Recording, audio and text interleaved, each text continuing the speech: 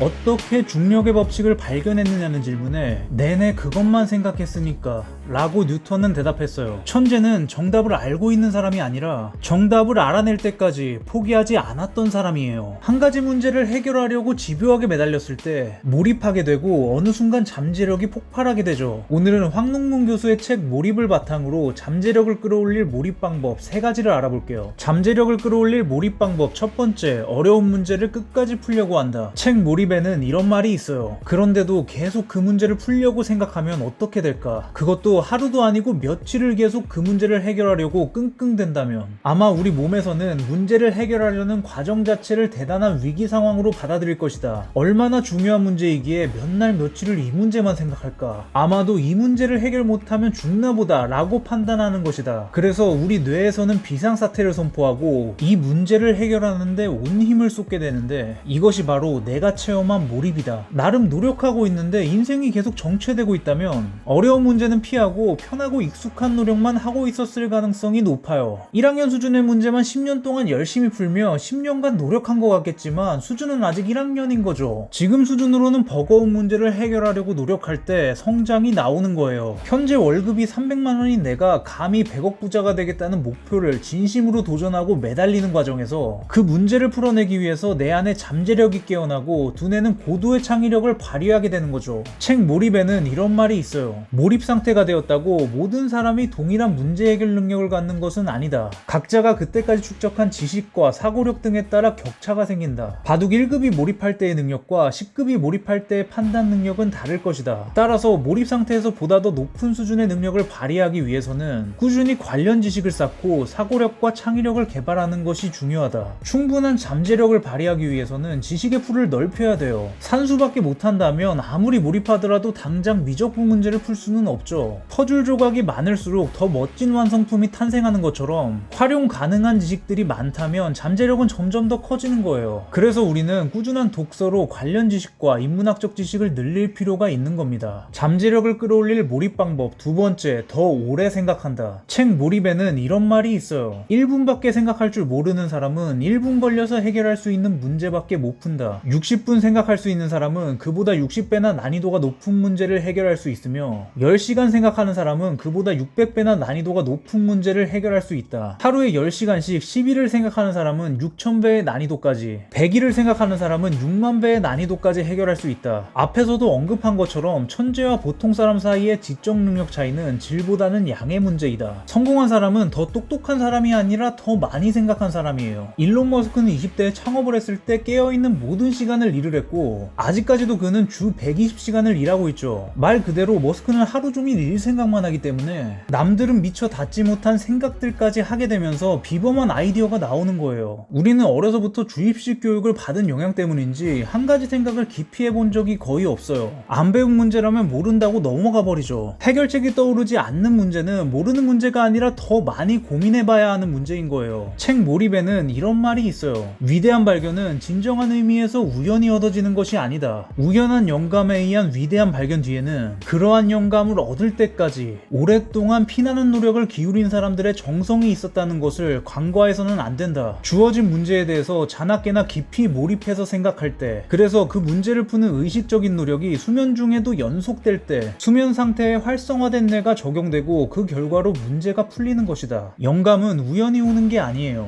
24시간 모든 순간 그것에 빠져있는 사람에게 오는 거죠. 목욕 중에 갑자기 부력의 원리를 깨닫고 유레카를 외쳤던 아르키메데스처럼 고도의 몰입 상태가 지속되면 뇌는 머릿속에 퍼즐 조각을 끊임없이 조합하다가 결국에는 최고의 솔루션을 발견하게 되죠. 우리는 한 가지를 더 오래 고민하고 생각해야 돼요. 모든 걸 두루 잘하려고 하면 결국 모두 대충 하게 될 거예요. 성공하고 싶다면 반드시 몰입이 필요합니다. 잠재력을 끌어올릴 방법 세 번째, 중요한 일을 한다고 믿는다. 책 몰입에는 이런 말이 있어요. 사람은 자신이 하는 일이 세상에서 가장 중요하다는 믿음이 있어야 자신을 송두리째 던져서 그 문제에 몰입하게 된다. 그런 믿음 믿음이 없으면 어떤 일을 하건 엉덩이는 뒤로 뺀 채 고개만 내밀고 적당히 하는 신용만 하게 된다. 자신이 하는 일이 세상에서 제일 중요하다는 믿음은 지극히 주관적인 것이지만 자신의 능력을 최대로 발휘하기 위해서는 반드시 필요한 가치관이다. 그 일을 대하는 마음가짐이 그것의 성과를 결정해요. 주식 투자를 용돈벌이나 해야지 정도의 마음가짐으로 임한다면 돈 벌기 힘들 거예요. 그런 마음으로는 고작 용돈벌이 수준의 노력만 하게 되고 그 정도 노력으로는 전쟁 같은 주식시장에서 살아남기 힘들죠. 주식뿐만 아니라 어떤 분야에서든지 마찬가지예요. 음식 장사를 쉽게 보고 가게를 오픈한 쪽박집은 메뉴도 대충 만들고 위생관리도 안 되고 친절하지도 않아서 망하게 된 거죠. 내가 하는 일을 쉽게 보면 대충 신용만 하게 되는데 대충에서는 결코 아무것도 얻지 못할 거예요. 성공한 사람들은 자신의 일을 절대로 하대하지 않아요. 아무리 작은 일을 해도 철학이 있고 세상에 기여한다는 프라이드를 가지고 있어요. 실제로 그게 정말 객관적으로 세상에 필요한 일인지는 중요하지 않아요. 내가 그렇게 생각하고 그렇게 대하면 그 일에 진심을 쏟게 되고 결국 정말 세상에 필요한 중요한 일이 될 거예요. 어떤 위치에서 무슨 일을 하든 내가 중요한 일을 하고 있다는 자부심을 가지세요. 그게 성공의 비결입니다. 오늘 얘기는 여기까지 할게요.